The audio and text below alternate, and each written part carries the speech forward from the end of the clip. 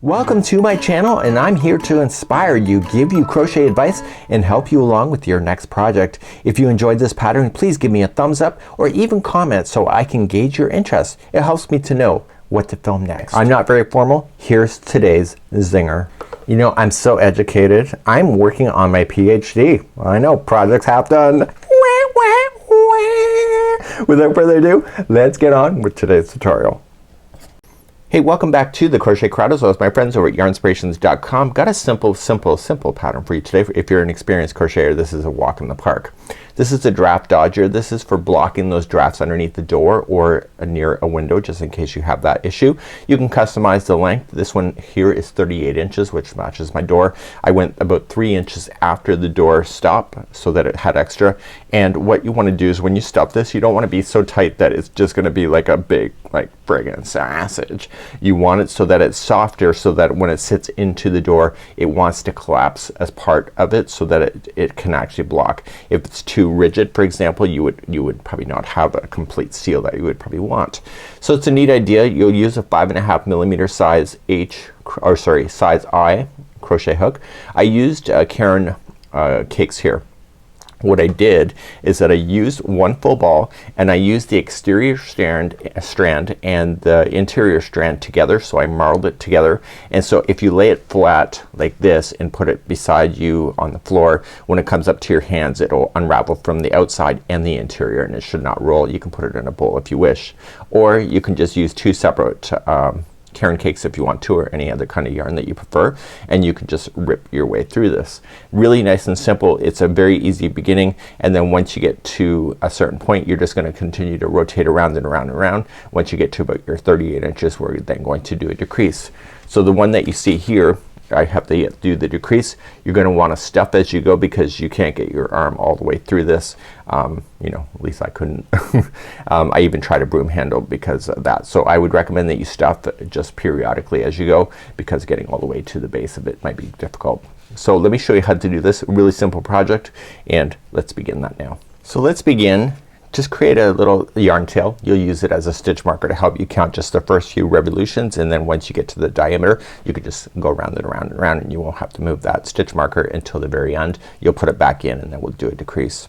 So let's start, and we'll create a slip knot to begin, and use the two strands together as if they're one. It will solid up this yarn nicely so that it will be really quite a durable project. So let's begin that, and you're going to chain 2. So 1 and 2, that is your beginning chain. Let's begin round number 1 there.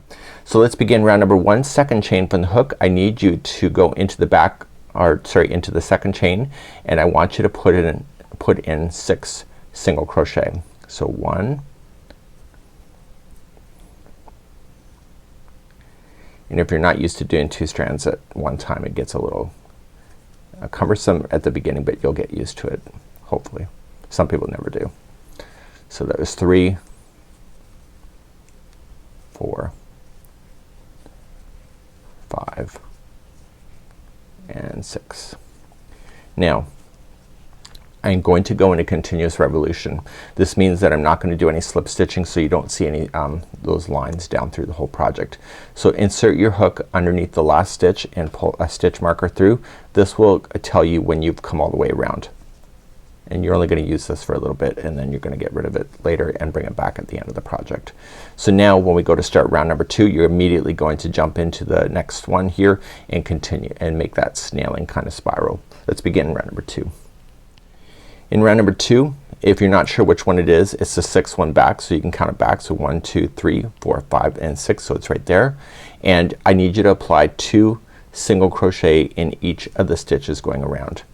So if you weren't watching me, what I like to do is that I say in the first one I go 1 and 1, and then in the next one I say 2 and 2, and then the next one is 3 and 3 and 4, 4, 5 and 5 and 6 and 6. And I normally do that for the first time that I'm really doing the increase so that I make sure I get it. And once you get to the very final one, the second one of the 2 of the last, move that stitch marker up and pull it through so that you can see where that is in the future, because we're not quite done growing this thing out. Let's move on to round number 3.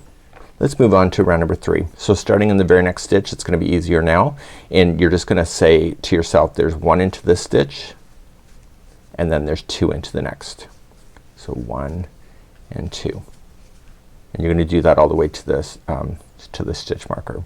So there's gonna be 1 by itself and then 2 into the next. So 1 and 2, so 1 into the next and then 2 into the next one. So 1 and 2, 1 into the next, and then there's 2 into this one, 1 into the next one, 2 into the one after that. Do you get the repeat pattern? Hopefully so. So 1 into the next one, and the very last stitch should have the 2 into the same stitch. Okay, and that was round number 3. Move that stitch marker up again so you can find it in the future. And let's move on then to the 4th round. In the 4th round, this is gonna be the final increase, and then you're gonna do the tube shape all the way to the amount of inches that you want. So in the 4th round, you're just gonna say the first 2 are by themselves.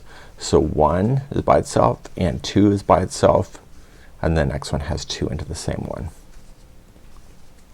Okay, that's your repeat. So 1 by itself, make sure you grab both strands. So 1 by itself and 2 by itself, and then 2 into the same one. So we're repeating that around. So 1 by itself, 2 by itself, and then 2 into the next.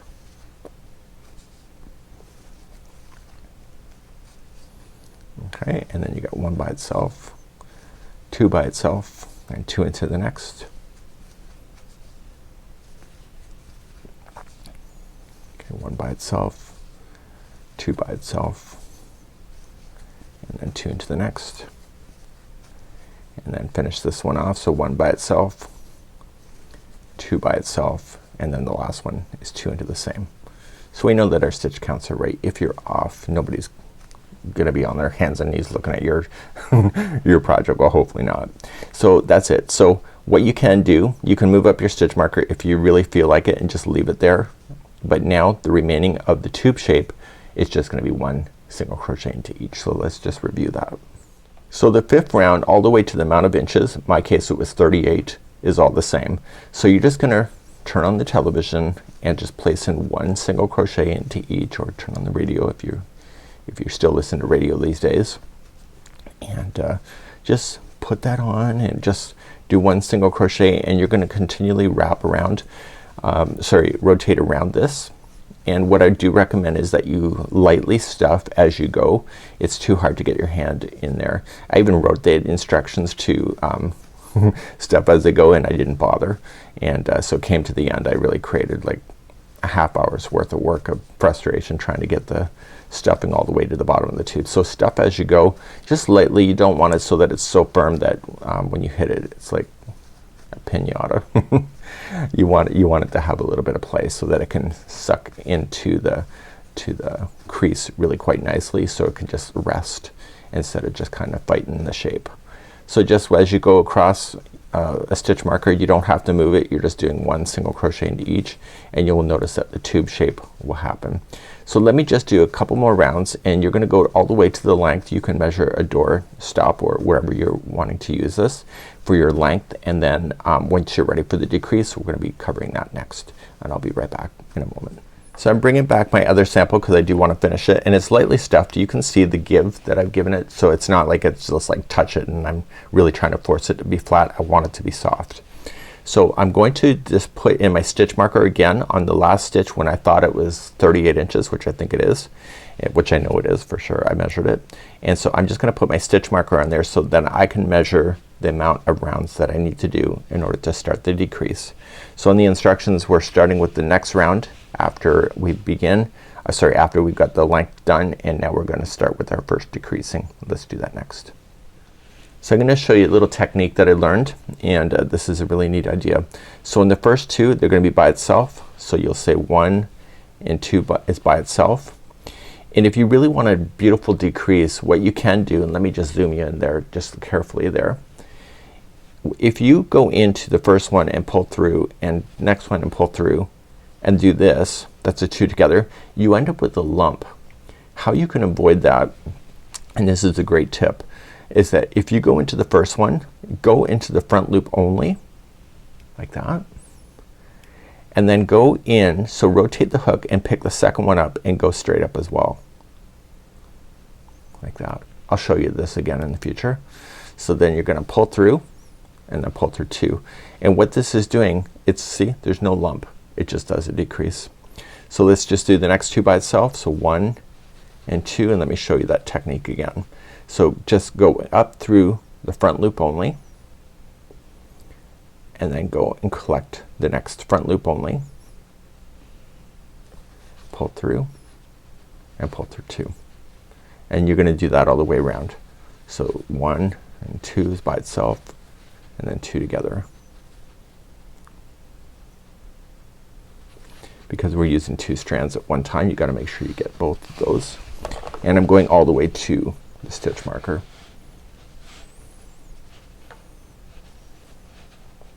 So the tube shape gets really quite long in your lap.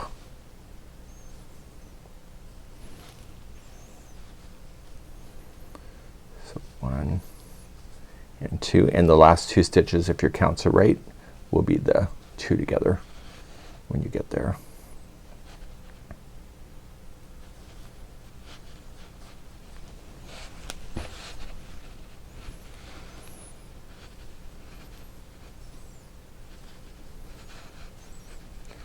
And there's a stitch marker, so this is the last one, 2 together. And then once you come all the way around, just move that stitch marker up, and then you're ready for the next round to decrease even more. So make sure this is stuffed as much as you want, and continue along. Let's start your next round, and then the next one is gonna be 1 by itself, and then the next one is 2 together, and I'm still gonna use the same technique to do that. And you wanna do that all the way around.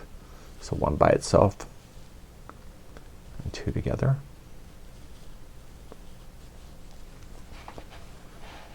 one by itself. I'm just gonna zoom you out a little bit here.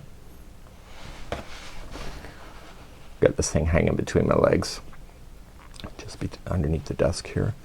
So 2 together and 1 by itself, 2 together,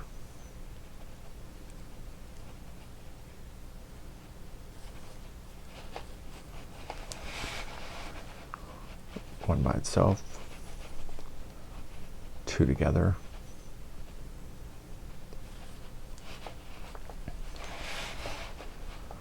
one by itself, and then if my counts are right, the last one is 2 together.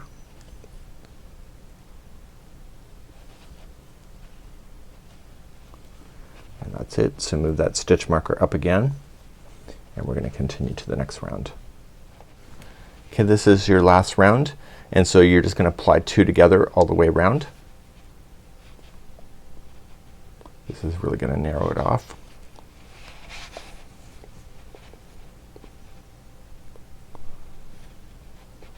And so it will leave you back with 6 stitches, and what we're going to do at the end of that is that we're going to leave a long tail, and we are going to pull everything shut. Now this is a tube shape idea, so it doesn't mean that you have to be so accurate. You can flub your way along, I suppose. So this really could be a beginner kind of project, just as a practice run. And then the last 2 are together as well. And then that will be it.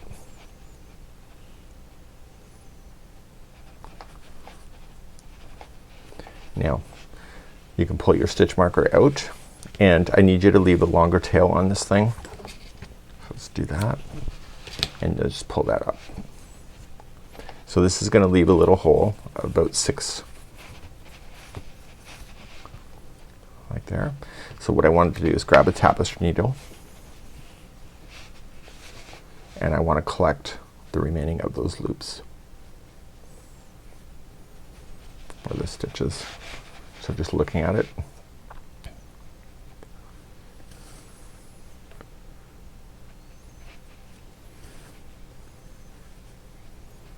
okay, and then one more. Okay, and then just pull on it and it will close it down. So in order to get rid of any loose ends, you just want to make sure that you just have it look nice. So once you're happy with it, just create a little knot so that it won't come out. And then I want you to go into the project itself and then back through a slightly different path. And then one more time. So do it 3 times. And then you can cut it right to the project itself. And then you can just shape it. And then that would be your door dodger or draft dodger. And this is kind of a neat idea. So a really great little project if you're looking to burn away some stash and also looking to keep your house a little bit warmer to keep the draft off you. It's a great little project. Have a good one. We hope to see you again real soon. Bye bye.